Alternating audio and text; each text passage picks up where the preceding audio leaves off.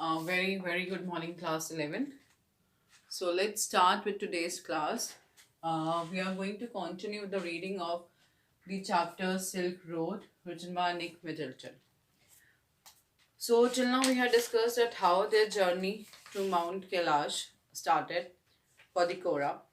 In between, they faced few challenges also, and their challenges were still continued. And they reached around 5,400 meter above sea level. There was a lot of snow. They had taken a shortcut to reach to that area. Narrator with him it was Sten and the Daniel. They were there. On page 77, I'm reading from here. Now they finally reached to 5515 meter top, 5,515. It was marked by a large cairn of rocks festooned with white silk scarves and rag prayer flags. So there at the top there were the huge rocks. We all took a turn round the cairn in a clockwise direction as is the tradition, and Sin checked the tires on his vehicle. So they took the clockwise direction there, and finally they stopped their vehicle there to check their vehicle because as it mentioned it was at that top and there was a huge rock, the cane of rocks were there. He stopped at the petrol tank and partially unscrewed the top, which emitted a loud hiss. So there was a huge sound. The lower atmospheric pressure was allowing the fuel to expand. It sounded dangerous to me. Maybe, sir. Sin laughed, but no smoking. They said there was a huge sound because of the low atmospheric pressure, the fuel was expanding. So when author heard that, it seemed dangerous for him. So Sten said to him, might be, so we should avoid smoking here now because we don't know what's going to happen. My headache soon cleared as we carried down the other side of the pass. It was 2 o'clock by the time we stopped for lunch. So he had that headache. I remember that when he reached 5,400 meter, how his head was throbbing at that time. So he had the headache now. So finally they reached to they stopped for the lunch. They had the hot noodles. Inside a long canvas tent, part of a work camp erected beside a dry salt lake. So beside a dry salt lake, there was a tent and long canvas tent. He went inside and they had author had a lunch there. The plateau is pockmarked with salt flats of and brackish lakes. So the roof there also was of snowy. The snowy roof was there. The salty lake, the salty water was there in that lake. Vestiges of the Tethys Ocean, which bordered Tibet before the great continental collision that lifted it skyward. So it was just around the Tethys Ocean also. This one was of a hive of activity. Men with pickaxes and shovels trudging back and forth in their long sheepskin coats and salt encrusted boots. All wore sunglasses against the glare as a steady stream of blue trucks emerged from the blindingly white lake laden with piles of salt. And author noticed that men and women they were there. They had the pickaxes and they had the shovels in their hand and they were working. They wore long skin coats with that long boots and they were walking towards the work to remove the snow from there. They were near to the salty water. By late afternoon, we had reached the small town of Hor. So finally, they reached near to the Hor area. Back on the main east-west highway that followed that old trade route from Lhasa to Kashmir.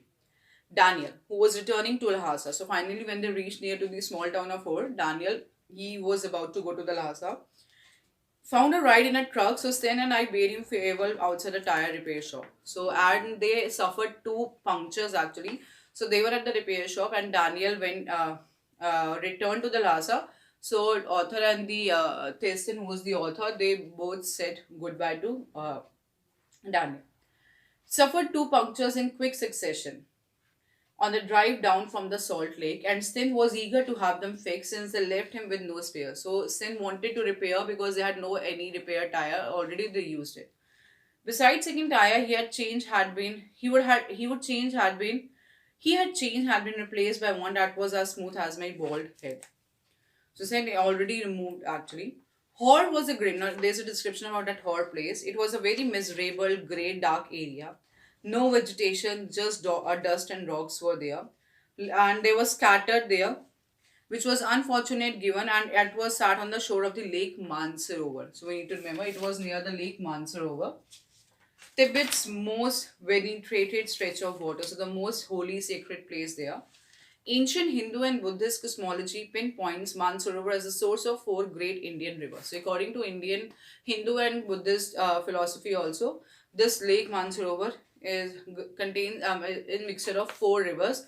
In that is Indus, Ganga, Satluj, and Brahmaputra. Actually, only the Satluj flows from the lake, but the headwaters of the others will rise nearby on the flanks of Mount Kailash.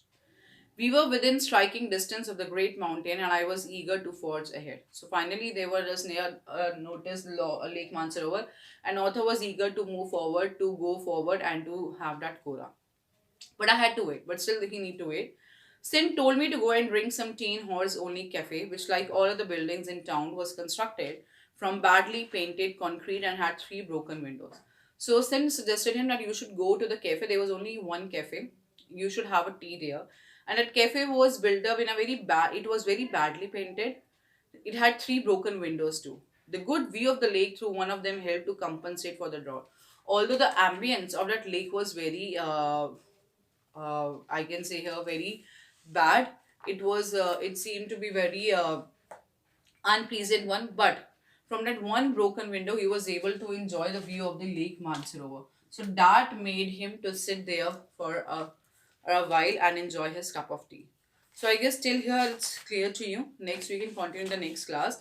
So what you need to remember is how they reached to this at the top, and they mentioned not to smoke because there was a lower atmospheric pressure. They had a lunch and the hot noodles they had, then description about the ocean, then reached to the whole town and how that town looked like. Daniel returned to the Lhasa, a description of this whole place, two punctures, Lake Mansarovar mixer, and the beliefs of the Hindus and Buddhist philosophy. So I guess it's clear to you, and rest we can discuss it in the next class. So if any doubt, please clear it out and send the worksheet before 11 a.m. Thank you and God bless you all.